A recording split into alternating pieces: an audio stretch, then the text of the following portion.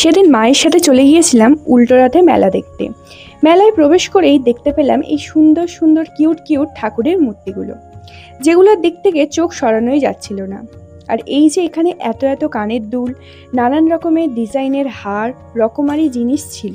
আর এখান থেকেই এই দুলটি আমি কিনেছিলাম।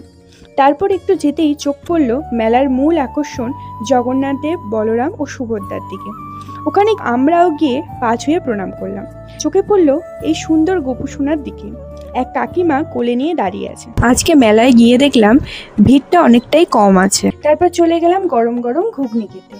নিয়ে নিয়েছিলাম 2 প্লেট ঘুগনি, যেটার স্বাদ মোটামুটি ভালোই ছিল। তারপর চোখে পড়ল পাপড়ি চাটের এই দোকানটার দিকে, খেয়ে নিলাম পাপড়ি চাট। আর মেলায় এসেছি আর বাদাম নেব না তা কি হয়, তাই বাড়ির জন্য বাদাম, জিলাপি, গজা নিয়ে বাড়িতে ফিরলাম। কেমন লাগলো আজকের ভিডিওটি অবশ্যই কমেন্ট করে জানিও। দেখা হচ্ছে পরের কোনো নতুন ভিডিও।